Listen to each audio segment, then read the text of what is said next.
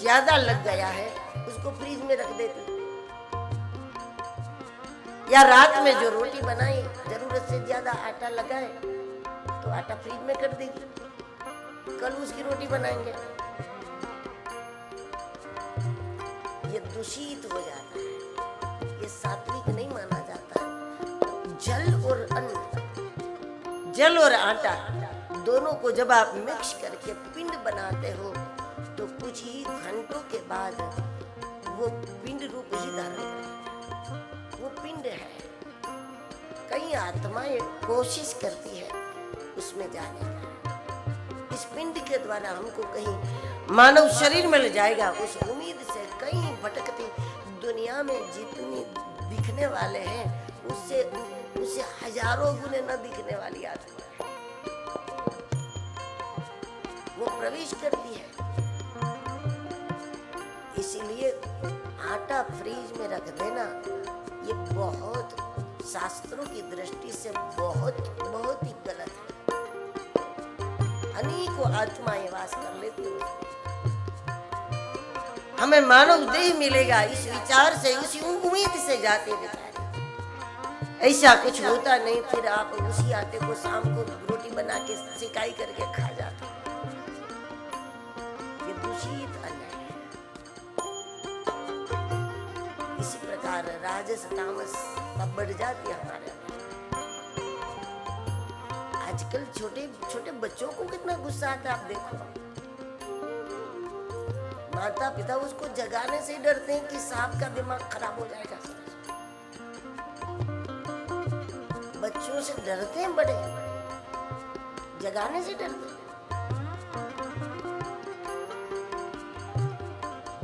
ये कहीं ना कहीं ऐसे राजस तामस अन्न का प्रभाव है।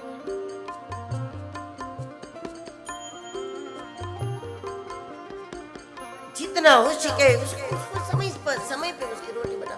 और अगर ज्यादा आटा लग गया है ना तो फिर रोटी बना लो, कुत्तों को खिलाओ, गाय को खिलाओ, जहाँ जरूरत है खत्म करो। लेकिन फ्रीज में आटा रख देना, लगा हुआ आटा, ये आत्माओं का आवाहन है। ऐसा पुराणों का, शास्त्रों का, महापुरुषों का मत है। क्योंकि इन चीजों को हम अपनी आंखों से देख नहीं सकते, लेकिन नतीजा तो देख रहे हैं। नतीजा तो देख रहे हैं। लोगों के स्वभाव में जो खराबी आ रही है, छोटे छोटे बच्चों में जो बड़ों के प्रति अविवेक और क्रोध आ रहा है। पहले के माँ बाप बच्चों का इतना ख्याल नहीं कर सकते थे जितने आज कर रहे हैं। लेकिन फिर भी पहले के बच्चों में बड़ों के सामने इतना क्रोध नहीं था जितना आज।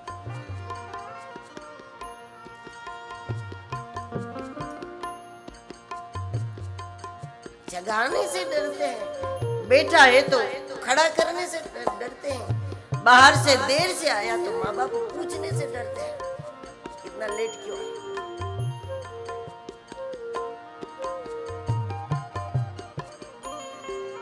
ये जो विकृतियां है ये कहाँ से आई है? ये दूषित अन्न का परिणाम है। गोपान गोकुल रक्षा मथुरा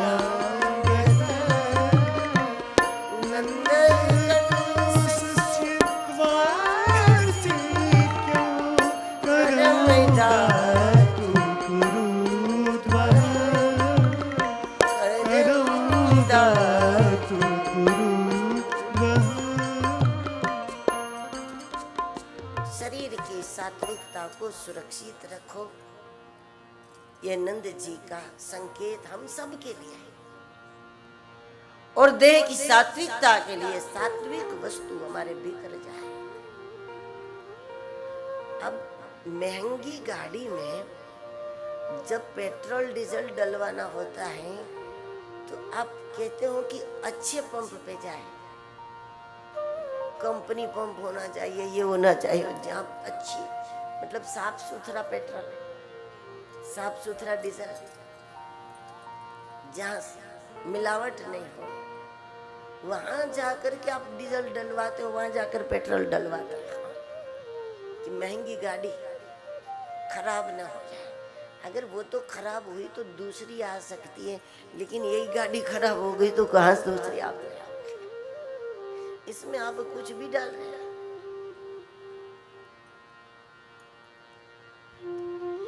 जो वस्तु बहुत प्रिय हो उसको नहीं खाना, नहीं, उसको कम खाओ और उसको बार बार ना खाओ। इससे शरीर को सत्व भी मिल जाएगा और हम उसके अधीनता से बच जाएंगे। जो अति प्रिय है उसको कम, उसी में कंट्रोल करो कि वो इतनी मात्रा में खाए और उसको बार बार ना खाए। शरीर को अगर मन अगर वो चीज मांगे, बार बार मांगे, तो फिर मन से काम करवा लो कि आज सुंदरकांड का पाठ कर ले, उसके बाद देंगे। इतने हनुमान चालीसा कर लो, आज चलो 11 हनुमान चालीसा कर लो तो दे देंगे। तो फिर कंडीशन के साथ लो। ये अन्न के विकारों से बचने का और देह की सात्विकता को सुरक्षित करने का उपाय है। अगर मन नहीं माना तो ठीक है, चलो देना ही है तो दे दो, तब कंडीशन से दो। मुफ्त में नहीं मिलेगा कुछ, तब मन से कहो कि मुफ्त नहीं मिलेगा, तुम्हें विष्णु सहस्त्र नाम करना पड़ेगा। इतना पाठ कर लो, बस 20 मिनट लगेगी, विष्णु सहस्त्र नाम कर लो, उसके बाद मिलेगा, फिर दो, नुकसान नहीं होगा। या इतना जप कर लो, इतनी माला जप लो, उसके बाद मिलेगा। महादेव का अभिषेक कर लो, उसके बाद मिलेगा। जाके पहले अच्छे से दर्शन करके आ जाओ, उसके बाद मिलेगा। इस प्रकार कंडीशन के साथ मन को दिया जाए। ये सारे उपाय है मन को जीतना है। नंद जी ने कर दे दिया, वसुदेव जी से मिले, लेकिन उसी समय कंस ने राक्षसों को बुलाया और कहा कि आखिर मेरा काल मेरे हाथ से चला गया, अब क्या करें? काल को समाप्त करने का उपाय नहीं है, काल को अनुकूल करने का उपाय है। मृत्यु को अनुकूल किया जा सकता है, बिल्कुल किया जा सकता है। बिना बताए मौत नहीं आती, ये निश्चित है। मौत बताकर आती है। सत्संग न करने वाला इस संकेत को समझ नहीं सकता, उस भाषा को समझ नहीं सकता। चिट्ठी तो आ गई, पढ़ना नहीं आता। कंस को बताया कि देवकी का 8वां गर्भ तुम्हारा काल है। अब कंस जैसे असुर को 25 साल पहले मालूम पड़ गया, तो क्या हमको बिना बताए मौत आ सकती है? देवकी का 8वां गर्भ, अब 8 संतानों का गेब समझ लो। 2 संतान के बीच में आप अंदाज से जितना भी गेब समझ लो, और फिर वो 11 वर्ष का होगा तब जाकर मारेगा। तो 25 साल पहले कंस के पास अंदाजित समय था मृत्यु का। अब कंस को सूचना मिलती है तो हमको क्यों नहीं मिलेगी?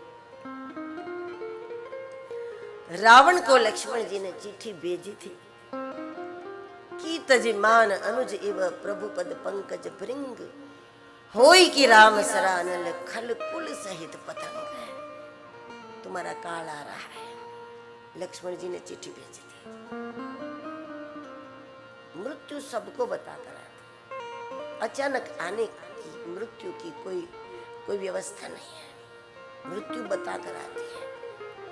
मृत्यु धोखा नहीं देती। जिंदगी धोखा दे सकती है, मौत धोखा नहीं देता। जीवन धोखा दे सकता है, मौत धोखा नहीं देती।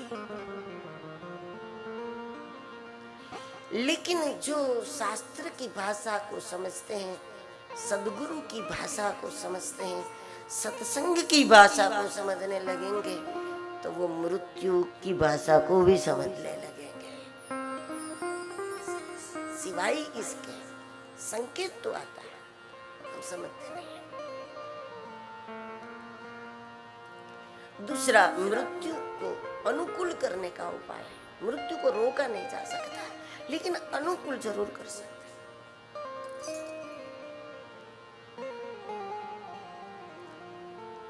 दिन रात हमारी बुद्धि जिस वस्तु का चिंतन करेगी, हमारी मृत्यु तदाकार होती है। अगर पूरा जीवन भगवान कृष्ण की उपासना में बीता हो, सुबह शाम अगर भगवान कृष्ण का दर्शन करते हो, तो निश्चित ही आपकी मौत आपके सामने आएगी, हाथ में बांसुरी लेकर आएगी, श्याम सुंदर के रूप में आएगी। उस वक्त जल्दी आना, नहीं श्याम भूल जाना, राधे को साथ लाना, जब प्राण तन से निकले। जीवन पर्यंत राम की उपासना होगी, तो आपकी मृत्यु आपके सामने हाथ में धनुष बाण लेकर आएगी। जीवन पर्यंत शक्ति की आराधना होगी, तो जगदम्बा बन करके आपके मुंह के सामने आएगी, डरावनी नहीं बनेगी वो। सदगुरु की उपासना होगी तो मृत्यु आपके सामने आपका गुरु बनकर आएगी। कोई डर नहीं होगा। उसका रूप नहीं बदल सकते, स्वरूप बदल सकते हैं। अगर मृत्यु रोड पर है तो रोड पर होगी, पानी में है तो पानी में होगी, लेकिन हमारे लिए तदाकार बनती है स्वरूप से कि हम उपासक किसके हैं। उस रूप में मौत सामने आती है। मृत्यु के स्वरूप को सुधारा जा सकता है, मृत्यु को अनुकूल किया जा सकता है। भजन और परमार्थ दो काम के लिए कुछ समय के लिए उसको लेट भी किया जा सकता है।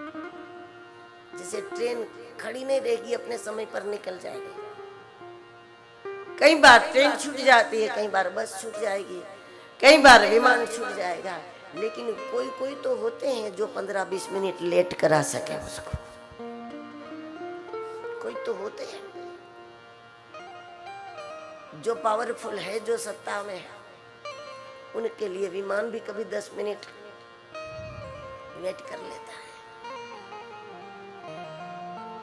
ईश्वर के उपासकों के लिए यदि आपको कोई विशेष परमार्थ के लिए, गायों की सेवा के लिए, जगत की रक्षा के कोई विशेष कार्य के लिए आपको समय चाहिए, तो वो थोड़ा आगे पीछे हो जाता है। समाप्त नहीं किया जा सकता, लेकिन टाला जा सकता है। स्वार्थ के लिए नहीं, जगत के लिए, परमार्थ के लिए। ये व्यवस्था बहुत बार हुई है, ऐसी बहुत घटना है दुनिया में। वो अनुकूल हो जाए। और एक बात यह है, अपनी चेतना का स्तर ऊंचा कर दो तो मृत्यु को दिव्य बनाया जा सकता है। आत्मा को उत्तम द्वार से विदा कर। आत्मा नीचे के द्वार से विदाई होती है तो यह हमारे लिए अधम गति का संकेत है। आत्मा उत्तम द्वार से जानी चाहिए। और ये तय होता है कि हमारी चेतना कहाँ लगी है। हमारी वैचारिक चेतना जहाँ चिपकी है, हमारी वैचारिक चेतना जहाँ पर रुकी है, उस द्वार से आत्मा जाएगी, यह निश्चित है। कि वैचारिक चेतना को हमने कहाँ रखा है।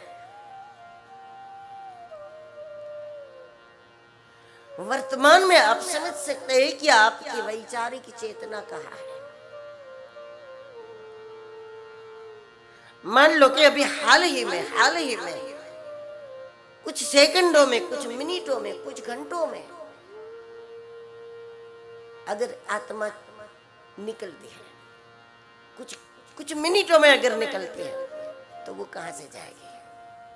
शरीर के कौन से द्वार से जाएगी? इसको अभी कैसे समझे?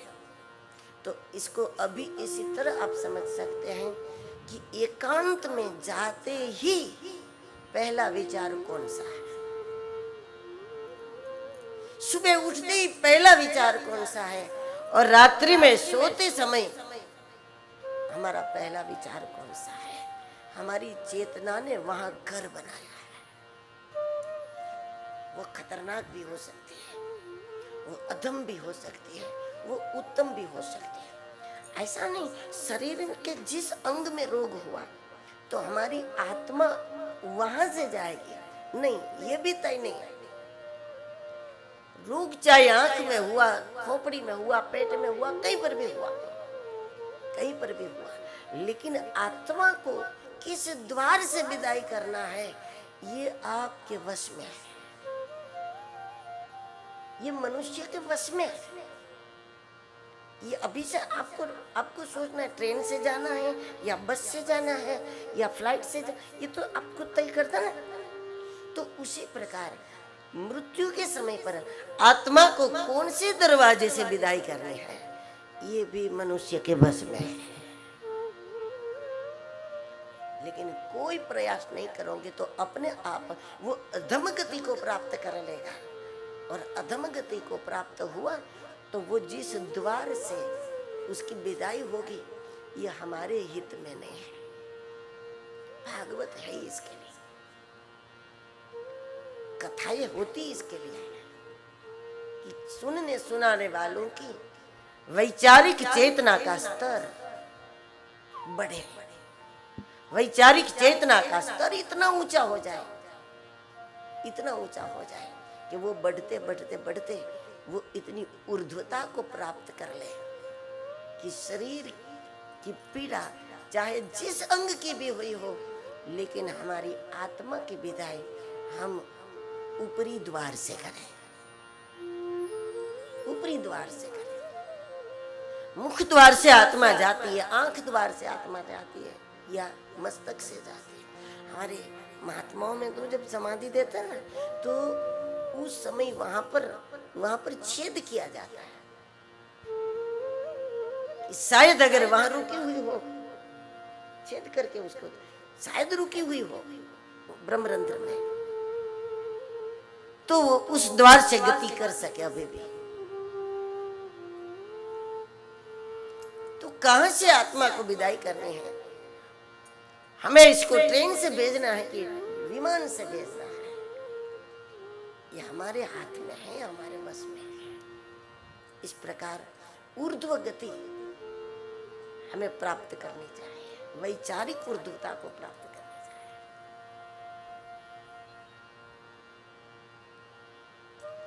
तो कंस डरता जरूर है मृत्यु से, लेकिन इनमें से एक भी उपाय नहीं कर रहा है। जितने उपाय हुए, मृत्यु का रूप कोई भी हो, स्वरूप सुधारा जा सकता है। दूसरा, मृत्यु हमारा इष्ट बनकर हमारे सामने आ सकती है, आ सकती है। जीवन पर्यंत जिसकी उपासना करोगे आपकी मौत तदाकार बनेगी, लेकिन जिसका कोई इष्ट ही नहीं है, रुपया पैसा ही इष्ट है, तो मौत क्या बन के आएगी? ये विचार दुनिया की केवल भूतल के भूगोल में, केवल भारत में ही ये व्यवस्था है कि हमारा कोई इष्ट होना चाहिए, चाहे राम, चाहे कृष्ण, चाहे हनुमान जी, चाहे सदगुरु, चाहे कुलदेवी, चाहे माता पिता, लेकिन कोई हमारा एक स्तर होना चाहिए, कोई एक केंद्र होना चाहिए कि हे जीत तुम्हारे हाथों में, हार तुम्हारे हाथों में, हमें सब मंजूर। ऐसा एक केंद्र जब आप चुन लोगे तो ये उपासना बन गई, और उपासना जिसकी करोगे मृत्यु को वो रूप लेना पड़ेगा।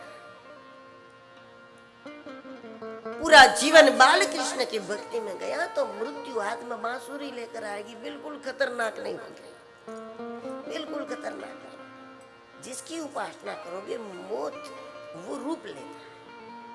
उपासना का फायदा ही यह है, उपासना का लाभ ही अंततः ये है, जन्म लाभ पर पुंसाम अंते नारायण से मृति। उपासना का लाभ ही है।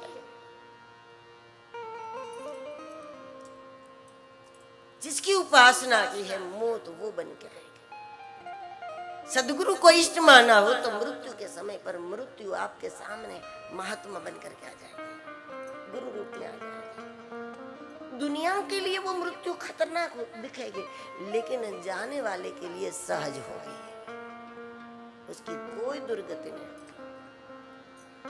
मृत्यु का रूप स्वरूप सुधारना चाहिए, रूप नहीं सुधरेगा क्योंकि वो जन्म के समय तय है, लेकिन स्वरूप सुधरे। और सबसे बड़ी बात है कि हमारी चेतना का स्तर ऊंचा हो जाए। देखो संसार के सुख भोग जो है ना, भोगते समय भोग लो, इससे कोई नुकसान नहीं। संसार के जो काम है वो करते समय कर लो, इसका कोई नुकसान नहीं है। लेकिन हमारी चेतना का स्तर न बन जाए कि हम एकांत में जाते ही हमको जलेबी का विचार आवे, वो नहीं, जब सामने आवे खा लो, जितनी खानी खा लो, लेकिन हमारी चेतना का कहीं गठन न हो, नहीं तो आत्मा अधोगति से जाती है।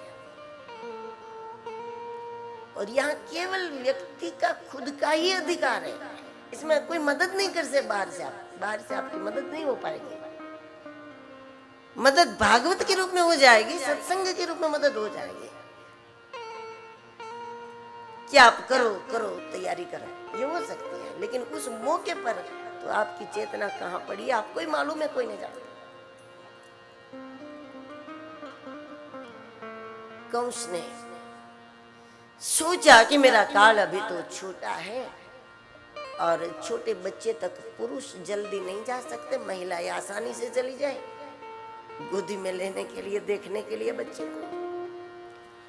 और इसके लिए कंसेन प्रहिता घोरा उतना बाल खातिर शिशु चार निरंती पुरराम ब्रजादिषु पुरराम ब्रजादिषु। इसके लिए पूतना को तैयार किया है। पूतना अविद्या है,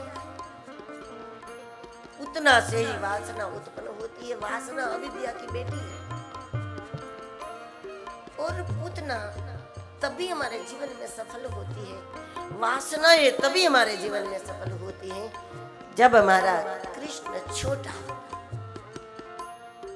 भजन की शुरुआत हो।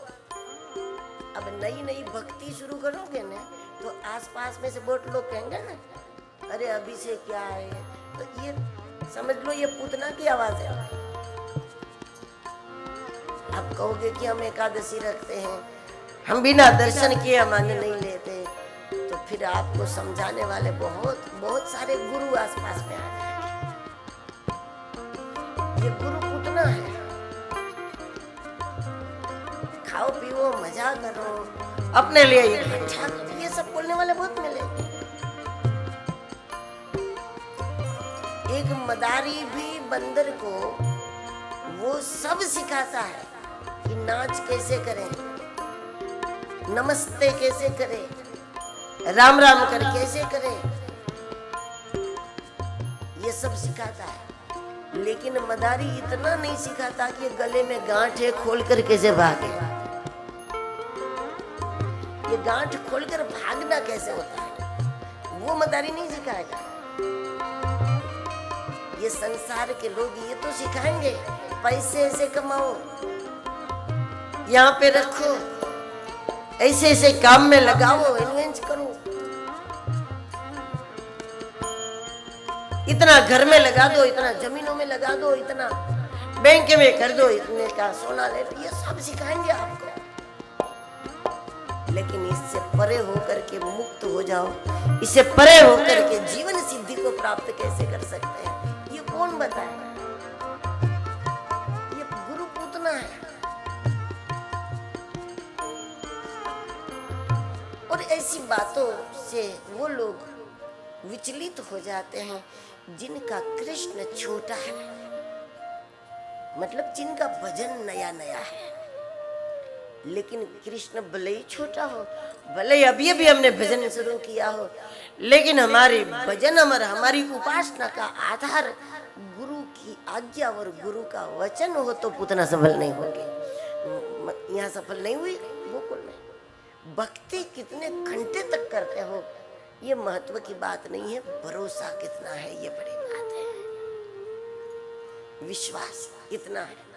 बाकी ऐसे भी लोग हैं कि दिन में 4-5 घंटे लगे रहते, मंदिर में लगे रहेंगे, घंटी बजाते रहेंगे, लेकिन जरा सी हवा तेज चलेगी तो डर जाएंगे। कुछ भविष्यवाणी सुन ली तो उसको लगेगा हम ही मरेंगे, बाकी कोई दुनिया मरने वाले नहीं। जड़ मजबूत होनी चाहिए। घंटों तक भक्ति करना कोई बड़ी बात नहीं। वो तो डॉक्टरों के कहने से 15 दिन तक बिस्तर में पड़े रहते लोग, ये बड़ी बात नहीं। लेकिन भरोसा क्या है और घटनाओं में मालूम पड़ता है। कुछ घटनाएं जब हमारे जीवन में आती है तब हमारा विश्वास साबित करता है कि क्या हम सही में भक्ति करते थे कि एक्सरसाइज करते थे। नहीं तो श्रम ये वही केवलम, बिना विश्वास का जो भजन है भागवत कहता है वो तो एक्सरसाइज है, वो श्रम है। जिस भक्ति में विश्वास नाम की वस्तु मजबूत नहीं हुई तो, और विश्वास बनाने का एक ही उपाय है महापुरुषों के वचन, विश्वासो गुरु वाक्येषु। डरपोक व्यक्ति की बातें किसी को डरपोक ही बना के रख देंगे। भरोसा वालों की बातें दुनिया में भरोसा जगा देगी, औरों में भरोसा जगा देगी। और भगवान का सीधा भरोसा आपको कभी होगा ही नहीं, कोशिश भी मत करो। भगवान का सीधा भरोसा कभी नहीं होगा। पहले भरोसा वालों का भरोसा करो तो एक दिन भगवान का भरोसा हो जाएगा। गोकुल में पूतना सफल नहीं हुई, इसका कारण है कि यहाँ पूतना के पहले महादेव आ गए थे, शिव जी आ गए। और शिव सदगुरु है, शिव त्रिभुवन गुरु है। तो जब पहले सदगुरु आ गए और बाद में कोई वासना से भर बातें करे तो उसका कोई असर पड़ेगा ही नहीं उस पर, क्योंकि पहले शंकर आ गए। भगवान को मारने के इरादे से पूतना गोदी में लेकर बाहर गई, जहर लगाकर गई थी और भगवान ने आंखें बंद की। आंखें बंद करना साबित करता है कि भगवान ने पूतना के सारे पापों को नजरअंदाज कर दिया, क्योंकि भगवान का एक वचन है, सन्मुख होई शिव मोहि छबहि। सन्मुख होई जीव मोहि छबहि। जन्म कोटि अख नासहि तबहि। जन्म कोटि अख नासहि तबहि।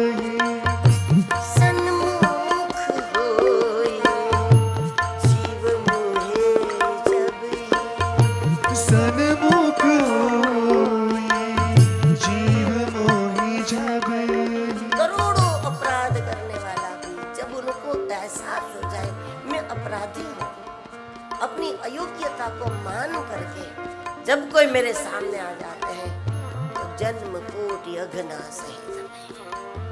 पूतना को वो धाम देना था जो माँ जसोदा को मिले, वो धाम पूतना को देना था, बहुत जरूरी था। पूतना ने जो करोड़ों करोड़ों अपराध किए हैं उनके सारे पापों को ईश्वर नजरअंदाज करे, सारी फाइल खाक कर दी भगवान ने। जो कुछ लिखा हुआ था पूतना के सारे कर्मों का हिसाब किताब जिस फाइल में था भगवान ने खत्म कर दिया, क्योंकि पूतना सामने चल कर आई है, सन्मुख आई है। ये बात पुतना की नहीं, हम सभी की। पुतना ने जहर कहाँ लगाया? अपने वक्षस्थल पर लगाया। तो हम सभी के वक्षस्थल में, मतलब कि हम सभी के हृदय में क्या है? राग द्वेष नहीं तो क्या है? ये वैश केवल पुतना में नहीं, हम सब में है। और ये संभव नहीं है कि कोई कहे सारे राग द्वेष समाप्त हो जाए, उसके बाद हम भजन करेंगे, उसके बाद भक्ति करेंगे। ये तो संभव नहीं। भजन करोगे तो राग द्वेष जाएंगे, राग द्वेष जाए तब भक्ति कैसे करोगे? करोगे तो राग द्वेष जाएंगे। तो जैसे हो वैसे ही भजन करना पड़ेगा, जैसे हो वैसे। जब लेकिन अपनी अयोग्यता मान लो। कोई भी सदगुरु आपको योग्य बना देंगे, लेकिन जो अपनी अयोग्यता को मानते नहीं है, गुरु भी उसको योग्य नहीं बना सकते। उतना का खुद चल के जाना ये साबित करता है उसने अपनी अयोग्यता को माना है, और उनके अंदर जो है वो लेकर गई है। जेरी तो है और जहर लेकर गई, वही तो भरा था उसमें। जैसे हो वैसे, उसी अवस्था से अगर निर्णय कर लो कि रोज 10 मिनट प्रभु के लिए, 5 मिनट प्रभु के लिए, और एक समय पकड़ो, एक प्रयोग करो, समय पकड़ो, भले 3 मिनट पकड़ो, लेकिन उस समय में आगे पीछे न करो। कोई भी समय, सुबह, शाम, रात, दोपहर, आधी रात, ये आपकी मर्जी, लेकिन 3 मिनट, 5 मिनट, लेकिन जो समय पकड़ा उसे समझौता न करा। चाहे कितना बड़ा लाभ होता हो, कितना बड़ा नुकसान होता हो उससे, लेकिन वो 3, 4, 5 मिनट का समय पकड़ करके, जब खुद को बांध करके, समय के साथ खुद को बांध करके जो भजन होता है, वो 2, 4, 5 मिनट के भजन का जो प्रभाव है, वो 2, 4, 5 महीने के भजन में भी नहीं आता। खुद को पकड़ के करो, समय के साथ बांधो खुद को। और ऐसा घंटों तक संभव नहीं है, लेकिन 3 मिनट बस, 5 मिनट, लेकिन उसमें समझौता नहीं, उसमें इतना भी आगे पीछे नहीं, प्रभाव उसका होता है। इस प्रकार अगर आप शुरुआत कर दोगे, धीरे धीरे उसकी मात्रा बढ़ाओ। अगर लाभ होता है तो अपने आप मात्रा बढ़ जाएगी ना, जिसमें टेस्ट आएगा ना वो ज्यादा खाने लगेगा। तो जब परिणाम आएगा तो फिर उसकी मात्रा बढ़ने लगेगी। तो इसका नतीजा ये आएगा जो पुतना के जीवन में आया। भगवान ने राग द्वेष को पी लिया, जहर लगाकर नहीं गई थी, जहर ही भरा था और कुछ था ही नहीं उसमें। भगवान ने जब राग द्वेष जहर को पी लिया, तो बाद में पुतना के भीतर से आत्मज्ञान निकला। दुनिया का कोई भी आत्मज्ञानी आप देखो, चाहे उसके शरीर की उम्र 50, 60, 70, 80 हो, लेकिन आत्मज्ञानी जो होता है वो बच्चे जैसे होता है।